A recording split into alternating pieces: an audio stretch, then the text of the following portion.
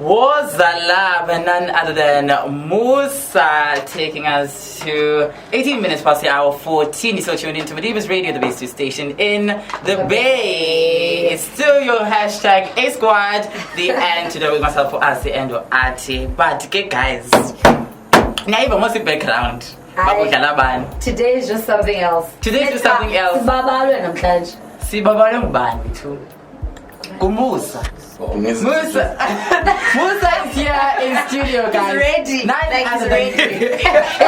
He's ready. Like, should I introduce myself? I was like, what should I do? You need no introduction. Like the song itself, your voice is a lot. It just introduces itself. I still feel like I need introductions, man. I don't think I'm at the level where I don't need to be introduced, but I'm getting there. Okay. Getting there. I think it's so powerful. Hey, man, no. People know you. Yeah, I think a few people know me. A few? I'd settle for a few. I wouldn't.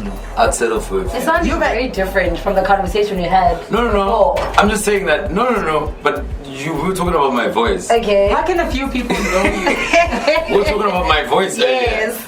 And I was like, we didn't have this conversation of how many or how do I perceive how people know me. I don't think a lot of people know me. But how can how can a few people not know you when you've had so many hit tracks? I don't know, man. It happens. I think a lot of people would know my music more than me. Yeah. As a person. As a person, that's gonna take a while, man. I'm like a weird human being. Take a while. Listen, so we enjoyed this track. Wozala. Just tell us about it. Wozala is a song I decided to do with Unsega from the Soil and Ufato, who is a guitarist. You probably know Uchecho is the guy that always travels with Cuesta playing guitar. That's Fato. So I looked at everything I've done as an artist and I was like, I'm not ready to drop an album, but I want to experiment with like multiple sounds and play around with different things because I feel like I'm at liberty now to do so. I've got enough time. I'm 3 albums. I think I can. It's not even a thought. Like I know I have to go and rediscover who I am. So I've spent a lot of time reintroducing myself to myself. Right. And it was such a great place to be in and discover myself for the way that I'm seeing myself now. Where I've actually reached the point where it's like, let's hold on with being humble for a while. Let's be great. You know what I mean? I like that. Yeah, you know what I mean? Like, yeah, you know what I mean? I was like, you know, because sometimes we spend a lot of time trying to humble ourselves and we forget how great we can be. Or we take ourselves away from the greatest of what we can be because we're spending so much time trying to humble the fire that's inside of you. And it's fire, but you're spending so much time to try to switch it off when you can just be great. You know, so I'm finding myself in a new place. And then that's how I ended up in studio with Unsega and Ufato. And I was like, because that's what I'm going to be doing the whole year. I'm dropping 6 singles the whole year, no album. Wow. I actually cannot wait. Yeah. For the next single. You know, so this is the second hour of the show. Yeah. And our topic of the day is talking about, you know, your greatest success that you keep on referring back to, you know, when times are tough. So, when times are tough. Yes. I always refer back to the days when I still used to perform in restaurants. Because at that time my hunger to want to be in the business was actually bigger than the price of fame. You know what I mean? And at that time I never really cared or worried about, so what's your next gig? I knew when my next gig was because it was a restaurant. So I was there every Thursday. That place alone reminds me of everything I am today. Because everyone who was coming to that place sees me today and go, dude, we didn't see you come this far. You know what I mean? So for me, it was that's one place I could never take away. That's the first time I went international because of restaurants. You know what I mean? Yeah, like I went international way before I became famous. It was like the experience of my life. Yeah, there was a guy called Alan from, he's based in South Africa, but he's from Dubai. Okay. So Alan found me at a restaurant and he took me to the Seychelles for 3 months. Wow. So I lived in the Seychelles for 3 months and I was making a lot of money. I think I was getting paid like 3.5 per day that I was there. Wow. Yeah, and I was there for 3 months. I was performing for the richest man in the world, bro. Like, it was like that's the guy that bought Chelsea, and that's the guy that owns Qatar Airlines, Emirates Airlines. Aibo. Yeah, I was in his house for 3 months. You were sick. You went international before. Yeah, when I landed, 2 weeks later, then I only went to Idols. Right. Why? What made you now go into Idols, enter a competition when you can just literally do whatever you were doing? Yeah. I was looking for something bigger. I was looking for something bigger. I was looking for something to just elevate the space that I'm in. Okay. Above a competition that I was entering. I was just looking for a break. And I think the truth of what that happened with Idols. My mother and I had a bet. You know? Hey! So my mother said, she was watching, because my mother's a big Idols fan. Right. I've never liked Idols. So she's chilling there, she's watching, Kaya wins. My mother says, oh, this boy is great. I'm like, I could do this. She's like, really? I'm like, bet. Hey! What? No, I'm being serious. I was like, bet. She was like, bet. I was like, alright, cool. I got you, and I'm gonna win this thing, and I'm gonna give you the car. Oh my gosh. And wow. And she was like, do it. Let me see. And when I did it, when I came back, when Ford awarded me the car, I called her up. I was like, come pick up your rent. I told you, bet.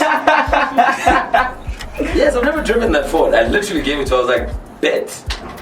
And I guess your mother plays an important role in your music journey. Yeah, she does. But my dad more than anyone else. Yeah.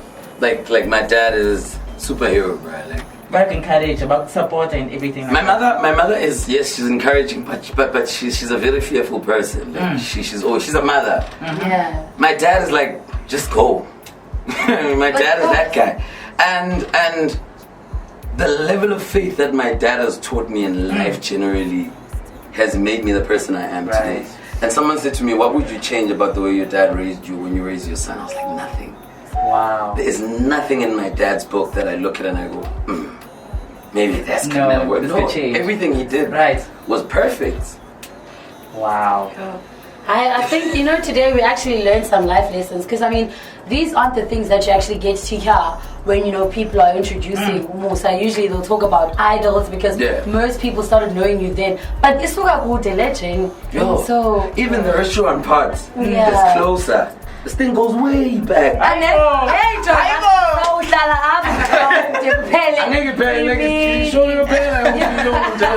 oh man, thank you so much for gracing us. Before that, since now I'm trying to get into this music business and everything, especially into the writing part. Of course. I'd like to know, what is your writing process? I honestly don't have a writing process. Firstly, I'm dyslexic, so I don't write things down. So I don't write things down. I spend 80% of my life just swinging things, and they work for me. When I walk into a studio, sometimes people just send me beats. I sit at home and I use my phone as a recorder to try to get things right, because I won't be able to write it down. Sometimes I just walk into the studio and I freestyle and it ends up as a song.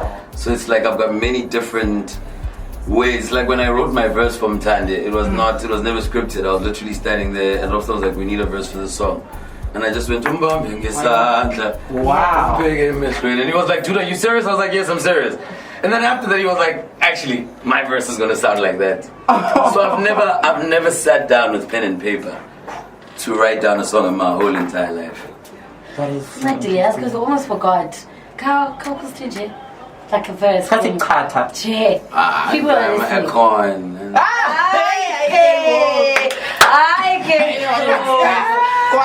Why are you doing us like this? Why? What do you want me to sing? Mtande. That's your favorite song? Yeah, I love that song. Oh, that's your favorite song? Oh, that's why. Yes. Batumbambe ngesandla umbheke emehlweni njalo umtshelo uyamthanda uzombona emoyizela njalo umthande umuntu wakho. I'll leave it right. Guys, listen, the antidote is lit vandaag, guys. It is lit. Man, so on all social media platforms. All social media at Musa the Voice. Yes. My song is available on digital platforms. It's called Wozala. It's my new song with Msega. Yeah, man, at Musa the Voice for my Instagram at Musa the Voice, my Twitter at Musa the Voice, Facebook Musa Sukwene, my Tinder is Musa Sukwene. Hey, Tinder. Okay. So okay, we got to it's a social media platform. We got you. Is it not? Is it not though? Like, am I the one that's... We got you. Tinder with tonight. I like Tinder. So you might just get a match. I mean, don't now avoid Musa the Voice because I told you about my Tinder. But my Tinder is Musa Sukwene. Are you on Tinder? Hey, bye. Hi, guys. Okay. I'm gonna guys. Almost a call na go Tinder. You do. Call na go Tinder. Thank you for Instagram, guys. Thank you so much. Thank you guys so much. Guys, a late interview with Musa. Guys, the happy. I hope you have here on the show. Do tune in after this quick break. We'll be right back. You still cracking on it.